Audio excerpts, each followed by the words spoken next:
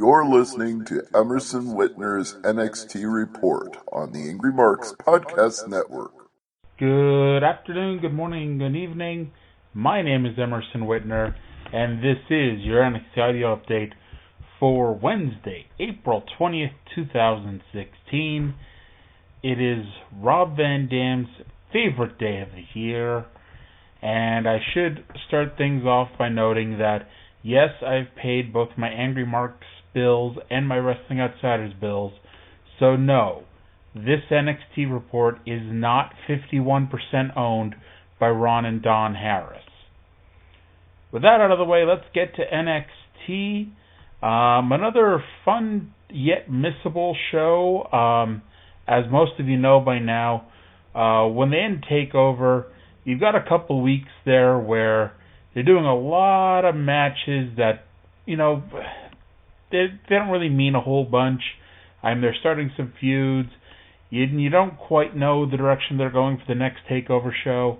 So that's what we're in right now. We're just getting a lot of decent wrestling matches, some fun stuff thrown out there, and ultimately it's an inoffensive 49 minutes of wrestling. So this is our second week at WrestleMania Access. I do think it's funny that they acknowledge that the show is at WrestleMania Access. However, they're doing commentary as if it's live. You know, as if they still got WrestleMania Access going on now, 2.5 weeks after WrestleMania.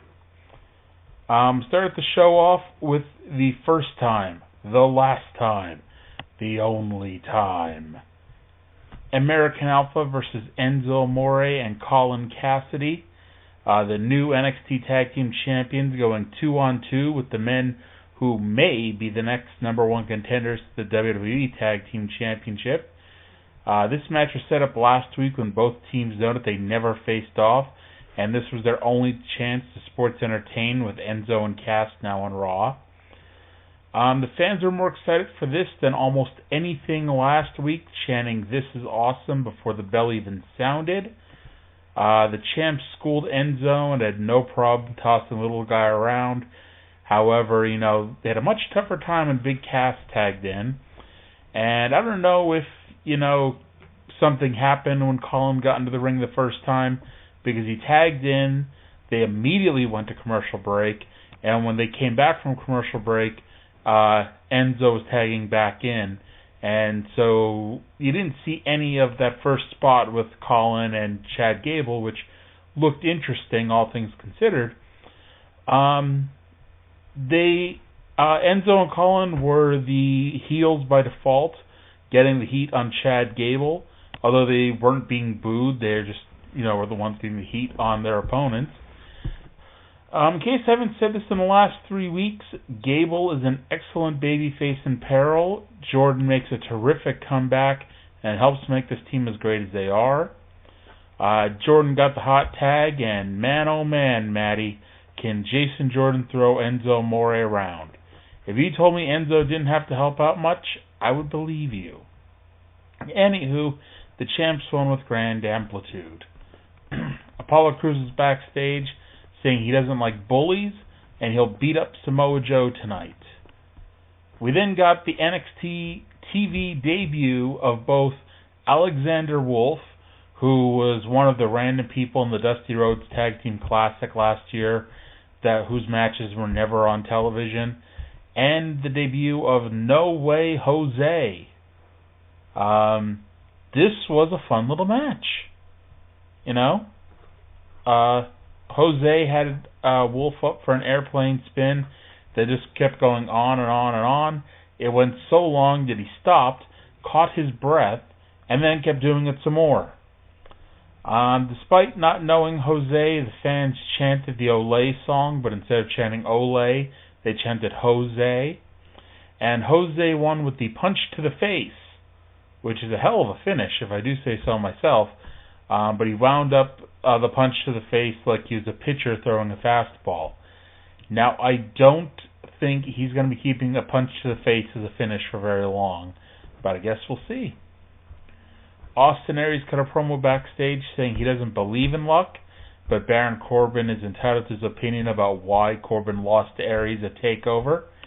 Aries doesn't need luck because he has skill, and he's here to challenge both Corbin and, in fact, all of the NXT talent.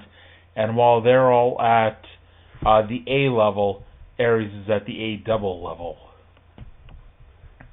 Elias Sampson was tuning his guitar backstage when ex-NXT General Manager Mr. William Regal walked up and said he's here to offer Elias a huge opportunity. Next week, he's going to go one-on-one with Shinsuke Nakamura.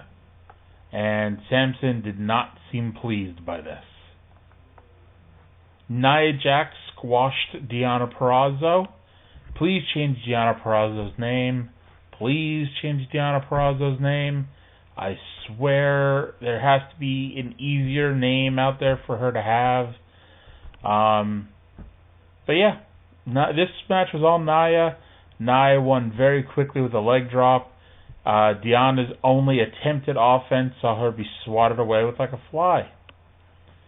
Next week, it's Eva Marie versus Asuka, and so we asked Bayley her thoughts on this match. And here's what I know about this match. It happened before WrestleMania, and Eva Marie was at WrestleMania, so even if Asuka kicked her head into the 10th row, Eva Marie was able to find her head, screw it back on just in time for her match. Bayley basically previewed the match. Obviously, she's not being kept out of the women's title picture, and she's probably going to be fighting Asuka very soon. And she said she wants her belt back. Main event time. Apollo Crews in perhaps his last NXT match versus Samoa Joe in his first NXT match since losing to Finn Balor at TakeOver. They did keep mentioning Joe and Finn, so I guess that feud is in fact still going on. They noted that Finn is now the longest reigning NXT champion of all time, surpassing Adrian Neville.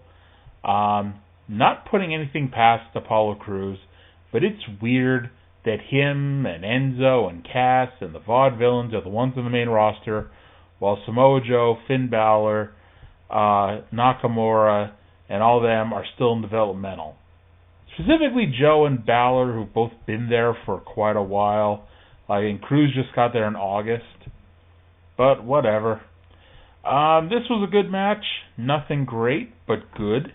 Honestly, this is a match you'd expect the two of them to have at a house show, which, by the way, these two men having a house show match is still better than a lot of other people having the best match they could.